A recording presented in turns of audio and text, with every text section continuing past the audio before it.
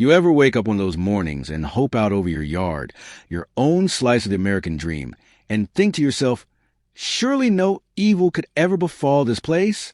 Yeah. Well, let me tell you how quickly that fantasy can evaporate. Imagine this: the red and blue lights of a police cruiser strobing over my neatly manicured lawn. Officer Martinez emerging all business. And my neighbor Karen heels clicking like she owns the sidewalk, poking her finger at me like I just attempted to steal her crown jewels. That's my property, officer. She's been stealing it a little bit at a time for months now.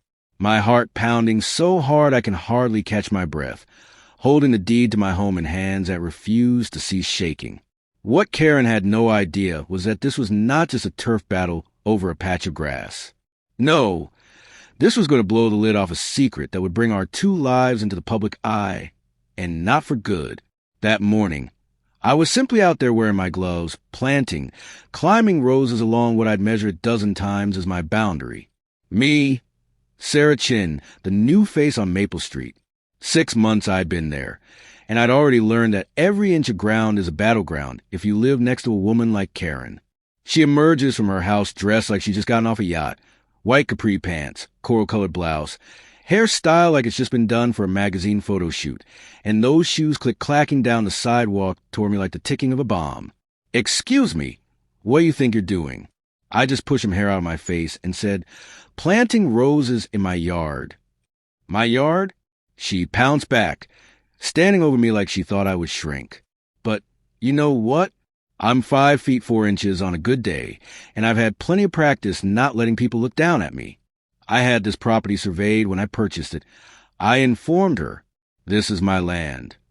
Sharp as shattered glass was her laugh. I've been here 15 years, honey.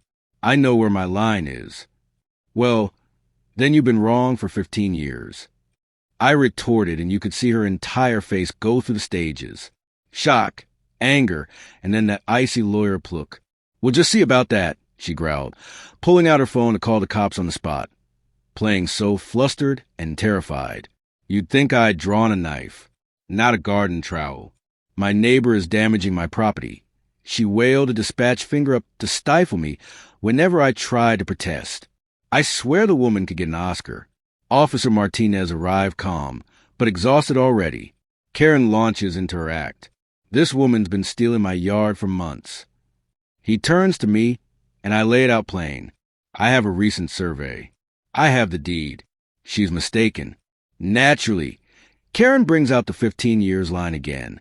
And now it's allegedly 6 feet of her yard I've stolen. My driveway extension, my garden, even the little fence I erected. She points at each one like they're evidence in a trial for murder. Martinez asks for documentation. I produce my survey for real. Karen produces her ancient deed from the year dot, and we both produce them. Then she tries another tack. This isn't about today. Officer, she's been harassing me since she moved in. I lose my cool. When have you ever attempted to speak to me? You accused me of stealing your newspaper last week.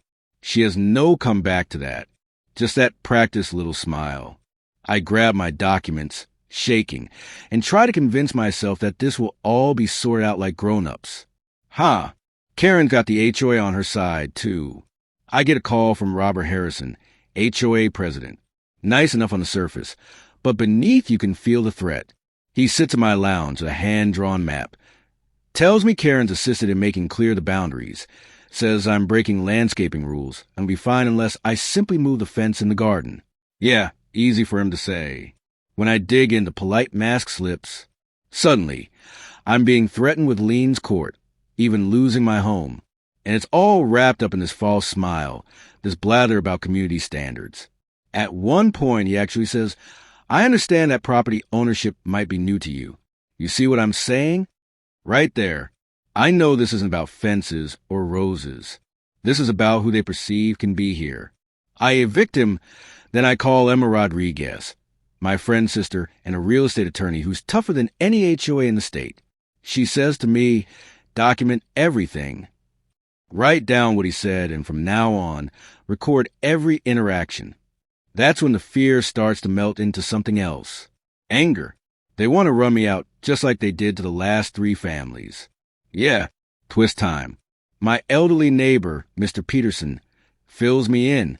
Karen's run off a teacher, a retired couple, and a single dad. Always the same MO. He's got cameras on his house. And when Karen vandalizes my driveway with red paint, he's got it all on video. Not only that, but Karen's LLC has bought up 4 houses on our street each time, right after she drives the owners out with HOA harassment fines the works. She flips them for a profit. It's not just bullying, it's a scam. Emma's on it like a shark. She gathers the footage, the property records, every scrap of evidence. And just as we're about to get our day in court, Karen tries one more stunt, claims I vandalized her car and attacked her. Only problem, I've got an ironclad alibi. Emma and I were at the county office together all afternoon, and half the neighborhood saw us leave together. Officer Martinez isn't buying Karen's story, especially when he finds fresh white paint from a Mercedes on my mailbox post right at the spot where the scratch on her car lines up perfectly. Just as Karen's losing her grip, her husband David rolls up in a black SUV, all money and attitude, until Officer Martinez lays out the evidence and Emma hits him with the LLC fraud. You can actually see his face fall as he realizes what's been going on under his nose. And when a news crew turns up, that's it. The whole street starts talking, telling their stories, and the truth spreads like wildfire. Karen's arrested for false reports, harassment, property destruction, and as the police car pulls away, you can just feel Maple Street breathe for the first time in years. But it doesn't stop there. Emma and I take the case bigger. Turns out Karen's little scheme stretched across state lines. $12 million in fraudulent deals, all built on fear and intimidation. The FBI steps in. Karen gets 15 years. In federal prison, and her investor friends get even more. HUD launches the Maple Street Protocol's real federal reform to protect homeowners from HOA abuse. We help other families fight back, and our little victory grows into something national. 6 months later, I'm still here. Roses blooming like nothing bad ever happened. The Westfields are gone, replaced by the Restrepo family and their twin daughters. The kind of folks who want to live somewhere safe and decent, not run by fear. Mr. Peterson sits on his porch, proud as punch, and we talk like old friends. Even Maria Santos, the teacher Karen ran out, is moving back, ready to plant a vegetable garden that'll put the rest of us to shame. And you know what? I finally get it. This was never about a property line, or even about Karen Westfield. It was about standing up for myself, for my neighbors, for anyone who's ever been told you don't belong.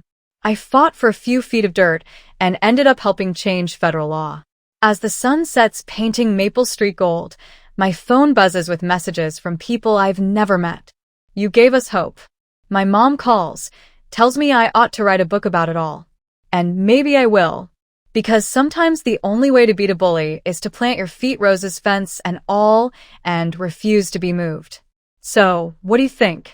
Was I right to fight back, or should I have just let it go? Would you stand your ground, or would you pack up and leave? Drop a comment below. I want to hear your take on justice community and the power of saying this is my home, and I'm not going anywhere.